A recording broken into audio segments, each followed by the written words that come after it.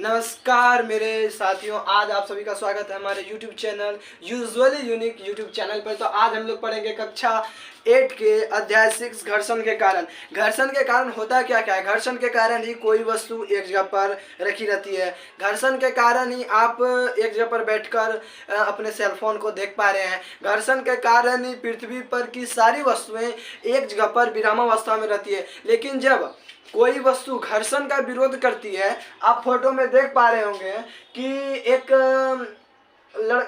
आदमी हाथ में बॉल लेकर उसको सरकाता है, तो हम देखते हैं कि वह बॉल जो है कुछ दूरी पर जाते जाते रुक जाती है। मान लीजिए आप एक बार साइकिल में पैडल मारे, ठीक है, तो पैडल कितनी दूर चलती है? यहाँ से 2 मीटर, 3 मीटर, 4 मीटर जाने के बाद वह साइकिल अपने आप रुक जाएगी। तो जब आप देख पा रहे होंगे कि यहाँ पर एक साइकिल है, लेकिन जब साइकिल को आगे की ओर बढ़ाते हैं तो साइकिल के टायर और जमीन की सतह पर, साइकिल के निचली टायर और जमीन की ऊपरी सतह पर स्पर्श रेखा पर एक बिंदु होती है, जहां पर कि साइकिल जो है गति का विरोध करते हुए उस के आगे की ओर जाता रहता है। तो इसमें उस साइकिल के निचले एंड बिंदु पर और पृथ्वी के ऊपरी उस बिंदु पर जहां पर टायर लगा हुआ है, वहां पर एक घर्षण बल लगता है। घर्षण बल गति के विपरीत दिशा में होता है। आप ये पॉइंट नोट कर लीजिए। घर्षण जो है यह गति के विपरीत दिशा में होता है। यह गति का विरोध करता है। गति का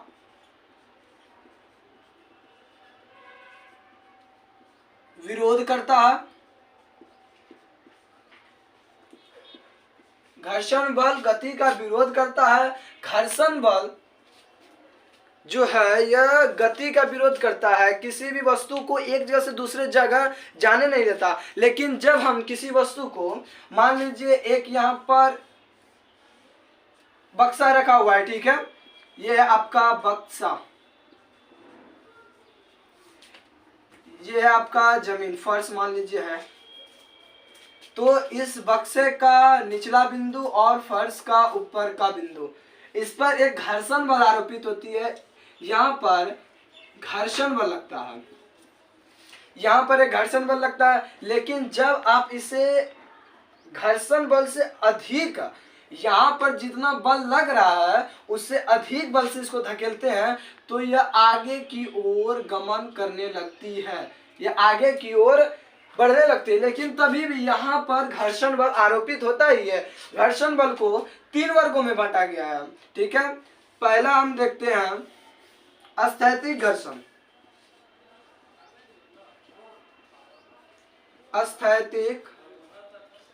स्थैतिक घर्षण, दूसरा हो गया सर्पी घर्षण, तीसरा हो गया लोटनिक घर्षण, ठीक है। घर्षण को 3 वर्गों में बांटा है। पहला स्थैतिक घर्षण, दूसरा सर्पी घर्षण और तीसरा है लोटनिक घर्षण। पहले हम चर्चा कर लेते हैं घर्षण को प्रभावित करने वाले कारक। घर्षण को कैसे कैसे कारक प्रभावित करते हैं। मान लीजिए एक रुखड़ी भूमि है, ठीक है। रुखड़ी भूमि पर हम एक बॉल को ससराते हैं, तो हम देखते हैं कि वह बॉल कुछ दूरी, मान लीजिए 2 से 3 मीटर जाने के बाद वह रुक जाती है। और कस के वेग से मारते हैं और ज़्यादा वेग से हम फेंकते हैं तो वह 2 मीटर, 8 मीटर, 9 मीटर आगे जाके फिर रुक जाती है। लेकिन जब हम मान लीजिए कांच का यहाँ से लेकर 2 किलोमीटर तक का बना दे रास्ता, कांच का ही सतह बना दे, तो जब हम उस पर कस के बॉल मारे तो हम देखते हैं कि बॉल जाते रहती है। तो उस पर जो कांच की सतह पर घर्षण बल कम आरोपित होती है, जिस कारण वह वस्तु एक जगह से फेंकने पर दूसरे जगह जाते जाते बहुत अधिक दूरी तय करती है। अब है घर्षण को प्रभावित करने वाले फिर से कारक और एक देख लेते हैं। मान लीजिए एक ये भूमि है, इस पर मान लीजिए एक किताब रखा हुआ है, ये किताब रखा हुआ है, इस पर एक स्केल रख लेते हैं, ठीक है। इस पर एक स्केल रख लिए, स्केल के ऊपर हम एक स्टैकर या कोई गोटी रख लेते हैं। जब हम इस स्केल को ऊपर की ओर उठाते हैं, ठीक है, ऊपर की उठाते हैं, तो यह जो स्ट्राइकर यहाँ पर रखा हुआ है, यह नीचे की ओर धीरे धीरे सरकना प्रारंभ करती है। और जब इसको ज्यादा ऊपर उठाते हैं तो यहाँ से एक वागे नीचे आ जाता है। लेकिन स्ट्राइकर को हटाइए और यहाँ पर पाउडर को छिड़क दीजिए। पाउडर को छिड़कने के बाद घर्षण बल जो है इस पर कम आरोपित होगा। सही बात है। अब पाउडर है क्या? पाउडर एक स्नेहक है। घर्षण बल पहला कम आरोपित होगा। इसको जहाँ यहाँ तक उठाने पर गोटी ससर कर नीचे गिर रहा था, यहाँ तक उठाने गोटी ससर कर नीचे गिर रहा था, अब वह पाउडर देने पर मात्र इतना दूर लाइएगा, वो नीचे ससर जाएगा। कभी कभी आप अपने घरों में मम्मी चाची और फिर दादी को देखे होंगे कि जब उनके हाथों में कलाई में चूड़ियाँ नहीं घुसती है तो वो क्या करती है, पॉलीथीन लगा लेती है, यानी तो सरफ साबुन लगा के उसके बाद चूड़ी को घुसाती है। तो इससे होता क्या, चूड़ी आसानी से घुस जाता है। आसानी से कैसे घुस जाता है? तो उस पर घर्षण बल जो होते हैं वो कम आरोपित होते हैं। घर्षण बल क्या कहते हैं? कम आरोपित होते हैं। घर्षण बल कम लगता है, लेकिन जब मान लीजिए हम चूड़ी एक वागे डालेंगे तो यहाँ पर घर्षण बल बहुत ज़्यादा लगता है, जिस कारण कि वह नीचे सरक नहीं सकता। और जब हम सरफ साबुन या फिर पॉलीथीन लगाते हैं तो वह स्नेहक का काम करता है, जिससे कि घर्षण जो होती है वो कम हो जाती है। घर्षण को कम करने वाले कारक को क्या कहते हैं? यह आता है क्वेश्चन अक्सर। घर्षण को आप बताइए, घर्षण को कम करने वाले कारक कमेंट में लिखिए, कमेंट में लिखिए, अभी बता रहे हैं।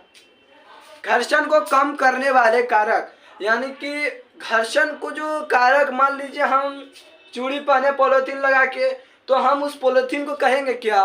तेल लगा के हम कुछ किए कम, तो उसको कहेंगे क्या जिससे कि घर्षण कम लगे? तो उसको हम कहेंगे, कमेंट में लिख दिए हैं, ठीक है, इसको हम स्नेहक कहते हैं। स्नेहक, स्नेहक। यह घर्षण को क्या करते हैं? कम कर देते हैं। और एक क्वेश्चन आता है, तरल घर्षण को क्या कहते हैं? तरल घर्षण को क्या कहते हैं? कमेंट में भर दीजिए कमेंट। तरल घर्षण को क्या कहते हैं? तरल घर्षण को हम कर्षण कहते हैं। तरल घर्षण को हम कर्षण कहते हैं। तरल घर्षण कहाँ कहाँ उत्पन्न होती है? तरल घर्षण, तरल का मतलब क्या क्या होता है? तरल को दो वर्गों में बांटा है। एक हो गया आपका वायु, दूसरा हो गया आपका द्रव। वायु में जो घर्षण होती है उसको कर्षण कहेंगे, द्रव में जो घर्षण होती है उसे भी हम कर्षण कहेंगे। जैसे एक नाव आगे की ओर बढ़ता है तो वह क्या करता है? एक नाव जब आगे की ओर बढ़ता है तो वह पानी को काटता है, पानी को काट काट कर तब आगे की ओर बढ़ता है। एक फाइटर प्लेट यान जब आगे की ओर चलता है, मूविंग करता है, तो हम देखते हैं कि वह हवा को चीरते हुए आगे बढ़ता है। तो वहाँ पर जो घर्षण बल लगता है, घर्षण बल दुनिया में सारी जगह है, यानी कि जीव मंडल में, जिसको जैव मंडल भी कहते हैं, सारे जगह घर्षण बल है। घर्षण बल के कारण ही सारी पृथ्वी चल रही है। घर्षण ना होने पर कुछ भी हो सकती है, आप अंदाजा लगा सकते हैं। तरल घर्षण को क्या कहते हैं? कर्षण कहते हैं। क्या कहें हम? घर्षण सभी जगह आरोपित होती है। तरल यानी कि वायु में भी और द्रव में भी। वायु में जो घर्षण होती है, जैसे फाइटर प्लेन जब आगे की ओर बढ़ता है तो उसमें भी घर्षण बल आरोपित होता है। वहां पर हवा उसको रोकने का प्रयास करता है, लेकिन जब फाइटर प्लेन अधिक वेग से चलता है आगे तो वह रुक नहीं सकता है। तो वहां पर कैसा घर्षण उत्पन्न होता है? कर्षण उत्पन्न होता है।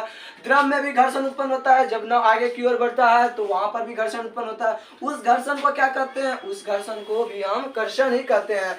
एक घर्षण हो गया आपका अस्थिति। जब घर्षण को 3 वर्गों में बांटा गया, घर्षण को 3 वर्गों में बांटा गया, पहला है अस्थिति घर्षण, दूसरा है सर्पी घर्षण, तीसरा है लोटनी घर्षण। तीसरा है लोटनी घर्षण, यानी क्या आप पाते हैं हम अस्थिति घर्षण है क्या? जब कोई वस्तु, मान लीजिए आप एक बच्चे को चित्र में दिख रहा है कि एक बच्चा कुर्सी पर दूसरे बच्चे को खींच रहा है, तो कुर्सी पर कुछ निश्चित समय अंतराल पर एक समरूप गति उत्पन्न होती है, उसी गति को हम स्थैतिक घर्षण कहते हैं। यानी कि समरूप गति, जब किसी वस्तु में समरूप गति उत्पन्न होती है तो उस समय जो घर्षण उत्पन्न होती है उसको हम स्थैतिक घर्षण कहते हैं। और जब कोई वस्तु सांप की तरह एक जगह से दूसरे जगह का ससर कर आगे बढ़ती है तो वहाँ उस घर्षण को हम सर्पी घर्षण कहते हैं। सांप की तरह आगे की ओर बढ़ना, आगे की ओर बढ़ना, इस प्रकार के घर्षण को हम सर्पी घर्षण कहते हैं। और अब आता है हमारा लोटनी घर्षण। लोटन का मतलब आप बता दीजिए, कमेंट में लिख दीजिए लोटन का मतलब होता क्या है। तो लोटन का मतलब होता है लोटन करना, यानी कि लुढ़कना। जब कोई वस्तु किसी दूसरी वस्तु पर लोटन करती है तो इस प्रकार के घर्षण को हम लोटनी घर्षण कहते हैं। ठीक है, देखिए ये है हमारा ऐसे ही था ट्राइपॉड का।